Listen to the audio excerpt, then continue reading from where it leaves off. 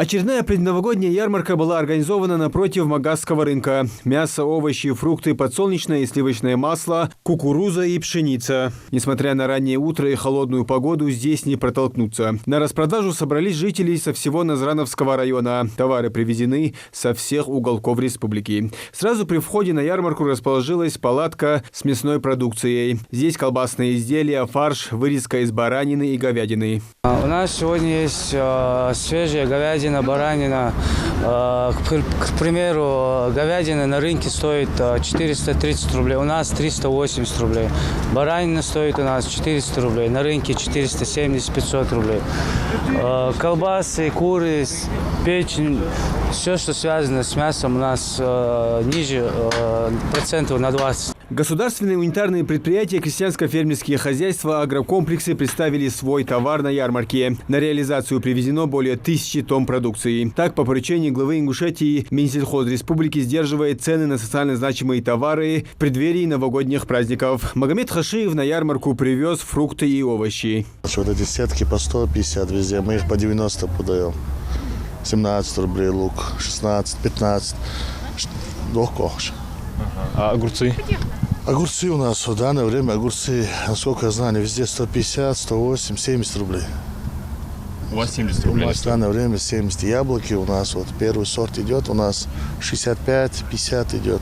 Это полностью местный продукт? Это местное. Вот единственное, вот я завозные, вот эти привез кабарды яблоки, а это уже наши местные. Цены на ярмарке находятся под контролем регионального министерства сельского хозяйства и продовольствия. Люди довольны, закупаются по максимуму. И цены хорошие, и фрукты свежие, и все, овощи. Устраивает цены. Устраивает, нормально все. Дешевле чуть-чуть, чем на рынке. На ярмарке также можно купить местный картофель. В этом году ингушские гупы собрали 53 тысячи тонн урожая, превысив прошлогоднюю отметку на 23%. А цены здесь дешевле рыночных на 10-20%. 37-35.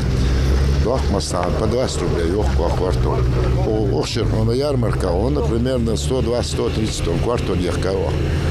Что он квартал резы был, нахрезы был, нагавул, кул. Каждый продукт на прилавке – это результат кропотливой работы фермеров, аграриев и крупных компаний региона. Кроме дешевой цены, ярмарка привлекает внимание свежими и экологически чистыми продуктами. Продукции очень много. С продукцией у нас сегодня где-то около 3 тонн мяса говядины, более 1,5 тонны мяса баранины, картошка, есть зерновые, вот по 10 тонн картофеля у нас где-то 20 тонн здесь. То есть все, что людям необходимо, все у нас здесь есть. Все, если не будет нехватка, все будет довозиться. Благодаря нашему главе были для сельхозтоваропроизводителей были созданы хорошие условия, были выделены субсидии, и поэтому получилось так, что товара много.